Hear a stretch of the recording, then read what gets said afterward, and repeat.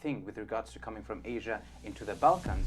You explained North Africa, but then I'm curious about the situation in the Balkans. They are speaking languages that are Turkish, aren't there?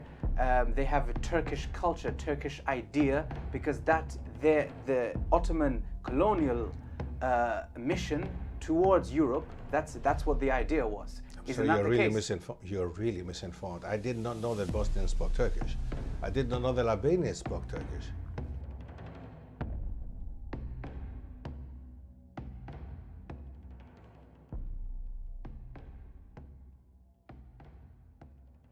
So what we're speaking about today is colonialism. Now, my main problem here, I see, is that you attack the Europeans for their colonialism, their cruel colonialism. However, there is nothing at all mentioned about the Muslims, about the Ottomans, about the Umayyads, about their expansion into other people's territory, and then their settling of other people's land, exactly what colonialism is, and controlling that land through their settlers. The Ottomans is a more recent example. Their colonialism of North Africa, what do you have to say on that? Okay, Bismillah.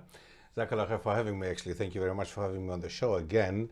Although I find your questions, I mean, really very aggressive, to be very honest. But let's try to answer them in a civilized way. First of all, colonialism is a specific period of time with a specific ideology, with a specific idea. And who represents colonialism and represented the ideology and idea of colonialism are the Europeans, without a doubt about this one. Europeans such as the French, the British, even the Germans until the First World War, the Belgians, the Dutch, I mean pretty much everybody in Europe, nations which actually we can doubt if they're nations, such as Belgium, for example. Imagine that. Belgium had a country which was 15 times the size of Belgium nowadays. Belgium in itself is actually not a real country. It's divided into two nations, and there's even a third one, German. So it's really, I mean, let's not go too deep into something like that. So they themselves, okay, did something. They themselves couldn't control their own or keep the idea of one nation, one country, one language in their own country, but they went to promote this one outside.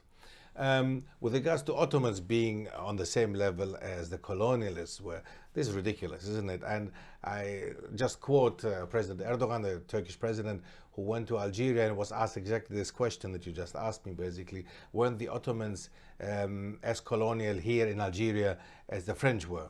What did he say on this one? This video is sponsored by the 𝗘𝗦𝗟𝗡𝗏 program. For nearly 7 centuries, Ibn Khaldoun's 𝗘𝗦𝗟𝗡𝗏 has been read and studied by scholars and students of history, sociology, politics and economics as the single most authoritative and astounding work of classical scholarship in the field of history. Embark on an enlightening educational venture led by Muslim scholars and teachers delving into Islamic history, sociology, economics and beyond. Engage with cutting-edge learning cues and multimedia components, allowing for a deeper understanding of the topics. Distinguish between the lies and the truths of the narratives told, between reliable and unreliable sources. Equip yourself with the skills to conduct deep research and build confidence to combat Islamophobia. Come and strengthen your Muslim identity today. Grab the course in the video description. He just simply said, if it was that case, then you would have asked me this question in Turkish and not in French. There you go. So this, for me, is just the explanation of colonialism. Have the Ottomans, they've been throughout North Africa, they've been to East Africa even. Have they left any trace of Turkish behind? I don't know of any Ethiopian speaking Turkish. I don't know of any Eritrean speaking Turkish. I don't know of any Algerian or Egyptian speaking Turkish nowadays. Do you? You know, so again, so if this was part of what they wanted to do, and if this was important in the colonial mindset, as you call it, because you say the Ottoman mindset was as colonial as the French, for example, right? As an example. Right? Or as the Italian in Libya, or as the British somewhere else in the Middle East, you know? Then explain to me what the Arabization and Islamization of the North Africa was about. Okay, but the native populace you're at this moment actually just, you know, you don't allow me to speak out, right? I mean, it's very, very important to finish what I have to say in order for you to understand what the point is actually of the question that you're asking me. But okay, again, the question that you're asking me, Arabization you're mentioning, okay? Now, a terrible word, what does it actually mean? Okay, it means the imposition of Arabic and the Arab religion onto non-Arabs. Okay, so Islam is an Arab religion, according to you. It comes from Arabia, doesn't it? Oh yeah. So I forgot. Sorry that I forgot that Jesus, peace be upon him, came from Sweden, right? You know, did he come Ridiculous. from Sweden? You know? Obviously, he didn't. Obviously not. He came from the same area where our Prophet Muhammad came. Okay, our Prophet Muhammad came from the Middle East, as all previous prophets came. So again, how can you then claim or say that this religion is an Arab religion, okay, whereas Christianity is a European religion, which also came from the Middle East, right? So you see yourself, I think that this argument does, is not strong enough, right? That's one thing. Second thing, Arabization.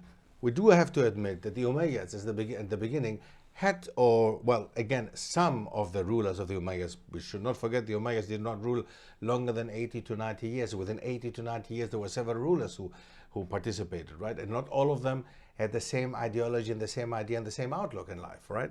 So some of them did press a certain Arabization policy, if you want to call it that way. They did try to impose Arabic as the main language on the empire. Why? Simply because before, we should not forget that the Byzantine Empire was a Greek-speaking empire, and Greek was imposed on our people. So even Muslims or even people, Arabs in the Middle East, would actually rather speak Greek than would speak any other language. So the Arabic language, being the language of the Quran, plays, of course, a more important role for a Muslim than Greek should play, or other languages. You would agree as a Muslim, obviously, you would agree that a Muslim, of course, for a Muslim, the lingua franca should actually be Arabic, simply because it's the language of the Quran. And I'm not saying, as a Greek, I'm saying that. I'm coming from a background, right, where Greek plays a very important role, of course, where Greek, we know Greek was once the lingua franca of the Middle East, of the Mediterranean, sorry, of the Mediterranean. It was a trade language. It was a language that everybody would speak, okay? So now, again, things change. The Quran is the language of is the book of Allah, and the language in the Quran is the Arabic language. So it is an extremely important language for us as Muslims to all be able to understand the Quran, but also to be able to communicate it. Why should we communicate in English? Nothing wrong with that, but it's another lingua franca which we as Muslims should actually rather look at. So you're telling me that the Umayyads were not colonialists? Of course not, because first of all, the time period, we should not forget, colonialism developed when? It was a part of this, from the 16th, 17th century onwards, actually, it was part of European mindset. Europeans went out of Europe, okay, to discover other countries, right, as they would call it, and actually to suppress other people and countries and take their resources. That's another thing. Did colonialist Umayyads do that? Did colonialist Ottoman do that? Did they impose their way of life on other people? So you're saying it's because it's late, the idea became concrete later. But after the 16th century, as you can see, the Ottomans came to rise, and they did also the exact same thing with regards to coming from Asia into the Balkans. You explained North Africa, but then I'm curious about the situation in the Balkans. They are speaking languages that are Turkish, aren't there?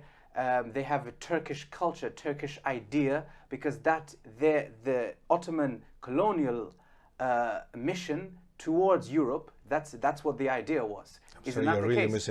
You're really misinformed. I did not know that Bosnians spoke Turkish. I did not know that Albanians spoke Turkish. I mean, this is something new to me. I mean, you're informing here now. It's very interesting. I was under the impression that Albanian people were actually speaking Albanian, and Bosnian people were speaking Bosnian, and Greek people were speaking Greek. So, and that we had, of course, and we still have Turkish-speaking minorities in between. That's true. But these are not the languages in the Balkans. Or the Turkish is not the language in the Balkans, right? This is one of the languages, right? Well, maybe the language they didn't impose, but their religion they imposed, because there were no Muslims at all in Europe or in the Balkans. Again, you're misinformed, because before the Ottomans arrived in the Balkan Peninsula, we know of the Pechenegs, we know of the Cumans, who were another tribe. And these tribes, within these tribes, you could find Muslims. There are old mosques you can find in North Macedonia or in Kosovo, which actually existed before the Ottomans arrived.